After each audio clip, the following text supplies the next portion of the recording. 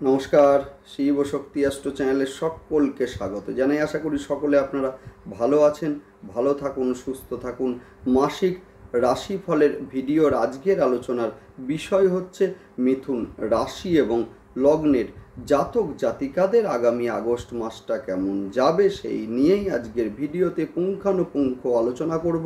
সঙ্গে থাকছে নাক্ষত্রিক বিশ্লেষণ এবং সেই সঙ্গে প্রতিকার। অবশ্যই আপনারা ভিডিওটিকে শেষ পর্যন্ত দেখতে থাকুন। মিথুন রাশি, যেটা কিনা দ্বৈত রাশি এবং সেই সঙ্গে বায়ু প্রকৃতির একটি রাশি। দ্বৈত রাশি হওয়ার কারণে সিদ্ধান্ত নেওয়ার ক্ষেত্রে বা সিদ্ধান্ত গ্রহণের ক্ষেত্রে একটা ডুয়ালিটি, সেইটা কিন্তু এদের মধ্যে লক্ষ্য করা যায়। যে কোনো সিদ্ধান্ত নেওয়ার পরে সিদ্ধান্তটা ঠিক হলো কি না সেইটা নিয়ে মূলত একটা কনফিউশন, সেটা কিন্তু মিথুনের মধ্যে থাকেই। সেই সঙ্গে মিথুন কিন্তু যথেষ্ট রোম্যান্টিক হয়ে থাকে, যথেষ্ট ভ্রমণ প্রিয় হয়ে থাকে। মিথুন রাশির অধিপতি হলেন বুধ, যে বুধ কিন্তু অতটা ম্যাচিওর নয়। সেই সঙ্গে আমরা বলতে পারি এরা যথেষ্ট হাসি খুশি, যথেষ্ট প্রাণ খোলা। কিন্তু যদি বুধ মূলত পীড়িত থাকে বা রাহু বা শনি দৃষ্ট থাকে, সেই ক্ষেত্রে কিন্তু মানসিক একটা অস্থিরতা, সেটা কিন্তু এদের মধ্যে লক্ষ্য করা যায়। সেই সঙ্গে বলতেই পারি যে একই সঙ্গে বিভিন্ন ধরনের চিন্তা ভাবনা, সেইটা কিন্তু করার ক্ষমতা মিথুন সেটা কিন্তু রাখে।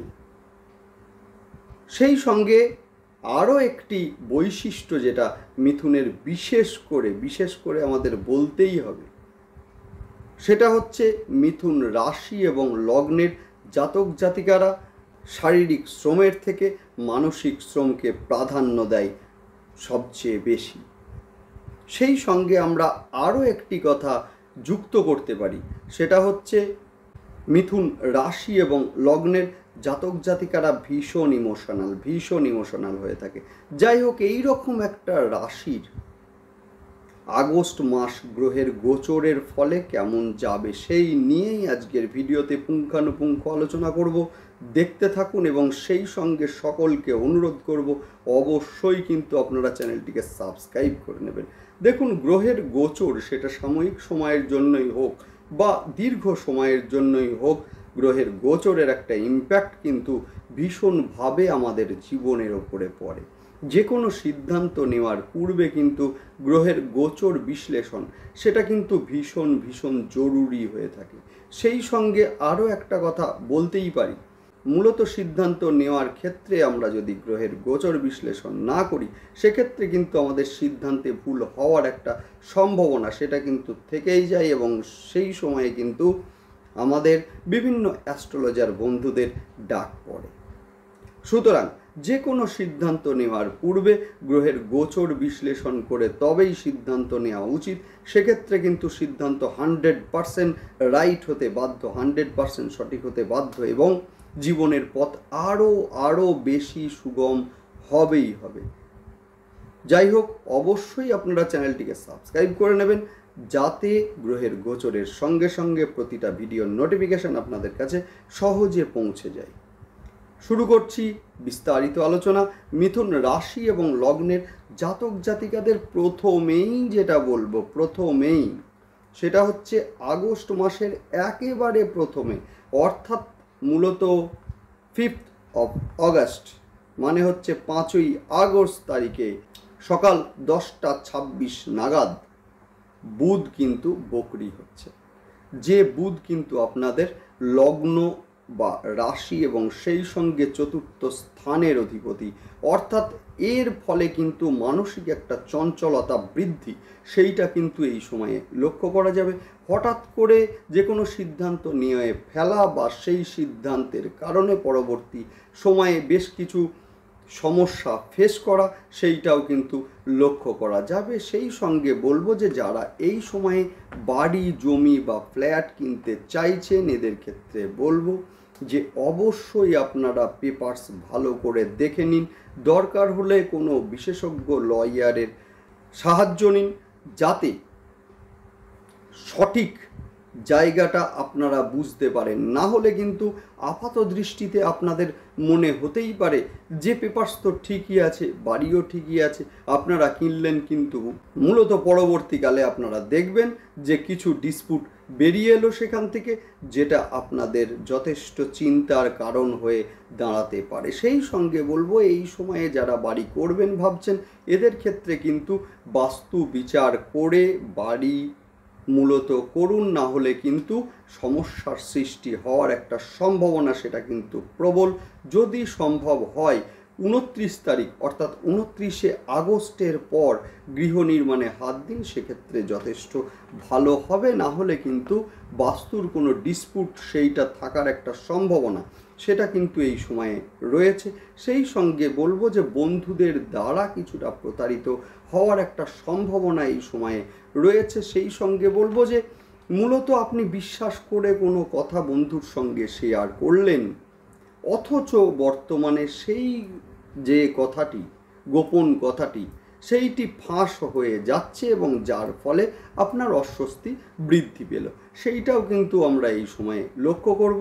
বিশ্বাস করে কোনো বন্ধুকে অর্থ ধার দিলেন, সেই ধারের অর্থ ফেরত পেতে গিয়ে বেশ কিছুটা সমস্যার সম্মুখীন আপনারা হলেন, এই ঘটনাও কিন্তু এই সময়ে অমূলক নয়। সেই সঙ্গে বলবো যে একাদশ স্থানের অধিপতি মঙ্গলদেব, যিনি কিনা দ্বাদশে গোচর করলেন, যার ফলে কিন্তু অর্থের আগমনের ক্ষেত্রে বেশ কিছুটা বাধা, বেশ কিছুটা সমস্যার সৃষ্টি সেইটা কিন্তু এই সময়ে লক্ষ্য করা যাবে।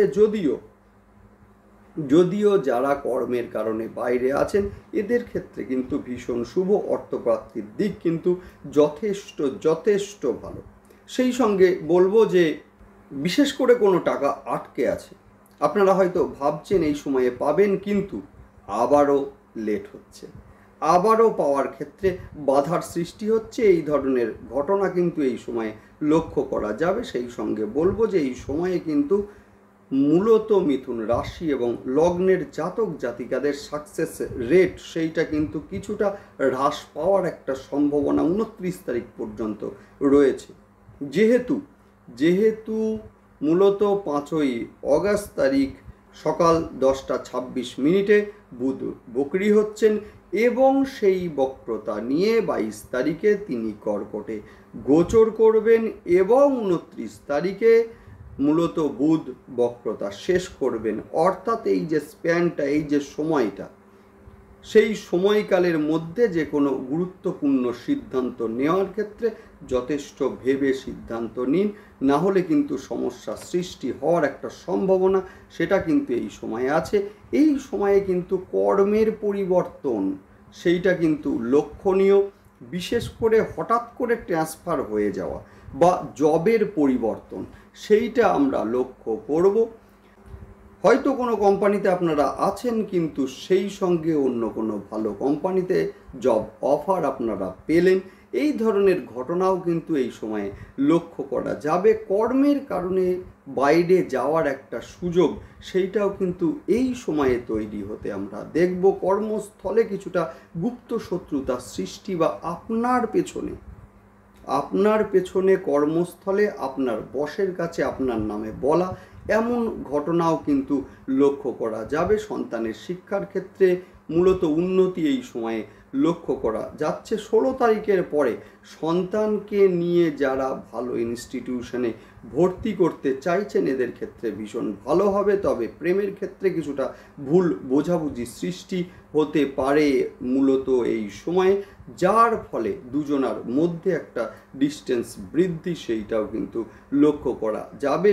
সেই সঙ্গে বলবো যে মূলত পিতার অসুস্থতা কিছুটা এই সময়ে কমবে, অর্থাৎ যাদের পিতা অসুস্থ আছেন এদের ক্ষেত্রে বলবো যে মূলত এই সময়ে কোনো ভালো চিকিৎসকের সন্ধান মূলত পাওয়া বা তার যে পরামর্শে দ্রুত আরোগ্য সেই ঘটনাটাও কিন্তু এই সময়ে লক্ষ্য করা যাবে। মায়ের শরীর নিয়ে কিছুটা দুশ্চিন্তা এই সময়ে বৃদ্ধি পেতে লক্ষ্য করব। যাদের স্বামী বা স্ত্রী মূলত অসুস্থ আছেন, দীর্ঘদিন ধরে অসুস্থ আছেন, ডাক্তার দেখাচ্ছিলেন কিন্তু উন্নতি তেমন হচ্ছিল না, এদের ক্ষেত্রে বলবো যে মূলত এই সময় কিন্তু যথেষ্ট ভালো।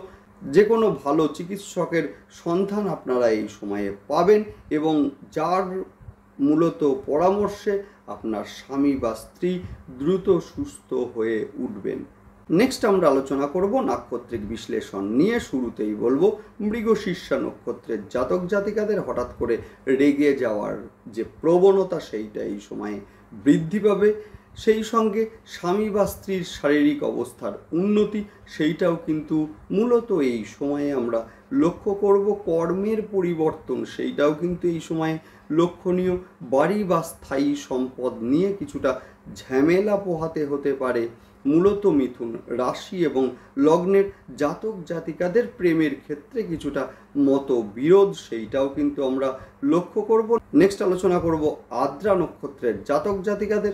মানসিক অস্থিরতা এই সময়ে বিদ্যমান থাকবে। সন্তানকে নিয়ে কিছুটা দুশ্চিন্তা বৃদ্ধি সেইটাও কিন্তু এই সময়ে লক্ষণীয়। কর্ম পরিবর্তনের ক্ষেত্রে কিছুটা ঝামেলায় জড়িয়ে পড়তে পারেন মিথুন রাশি এবং লগ্নের জাতক জাতিকারা। নেক্সট আলোচনা করব পুনর্বসু নক্ষত্রের জাতক জাতিকাদের নিয়ে। শুরুতেই যে কথাটা বললেই নয় সেটা হচ্ছে যে মূলত পুনর্বসু নক্ষত্রের জাতক জাতিকাদের ক্ষেত্রে এই সময়ে পেটের সমস্যা এবং লিভারের সমস্যা বৃদ্ধি পাওয়ার একটা সম্ভাবনা সেটা কিন্তু আছে। গৃহ পরিবর্তন যোগ এই সময়ে রয়েছে। যারা সোশ্যাল মিডিয়ায় আছেন এদের ক্ষেত্রে জনপ্রিয়তা এই সময় বাড়বে। যারা বিদেশে যেতে চাইছেন এদের ক্ষেত্রে কিন্তু যথেষ্ট শুভ। তবে রাস্তায় গাড়ি সাবধানে চালান, শরীরে চোট আঘাত লাগার একটা সম্ভাবনা সেটা কিন্তু এই সময়ে মূলত লক্ষ্য করা যাচ্ছে। নেক্সট আলোচনা করব প্রতিকার নিয়ে। শুরুতেই বলবো যে মূলত এই মুহূর্তে মিথুন রাশি এবং লগ্নের জাতক জাতিকাদের নিয়ন্ত্রণ করছেন শনিদেব এবং সেই সঙ্গে বৃহস্পতিদেব। 29 তারিখ পর্যন্ত নিয়ন্ত্রণ করবেন বুধ। অর্থাৎ শুরুতেই আমি যেটা বলবো সেটা হচ্ছে প্রতি সোমবার এবং শনিবার রুদ্রাভিষেক অবশ্যই আপনারা করুন এবং রুদ্রাভিষেকের পরে অল্প একটু কালো তিল আপনারা মহাদেবের মাথায় অর্পণ করুন। দুর্দান্ত রেজাল্ট আপনারা পাবেনই পাবেন। সেই সঙ্গে বলবো যে বৃহস্পতির জন্য প্রতি বৃহস্পতিবারের দিন অবশ্যই স্নানের জলে কিছুটা মূলত কাঁচা হলুদ দিয়ে স্নান করুন। দুর্দান্ত রেজাল্ট আপনারা অবশ্যই পাবেন। সেই সঙ্গে বাম দিকে সুরযুক্ত গণেশজিকে দূর্বা অর্পণ করুন। দুর্দান্ত রেজাল্ট আপনারা অবশ্যই পাবেন। সাতমুখী রুদ্রাক্ষ শোধন করে ধারণ করুন। দারুণ রেজাল্ট আপনারা অবশ্যই পাবেন। যাই হোক, ভালো থাকুন, দেখতে থাকুন এবং সেই সঙ্গে অবশ্যই আপনারা চ্যানেলটিকে সাবস্ক্রাইব করে নেবেন। নমস্কার।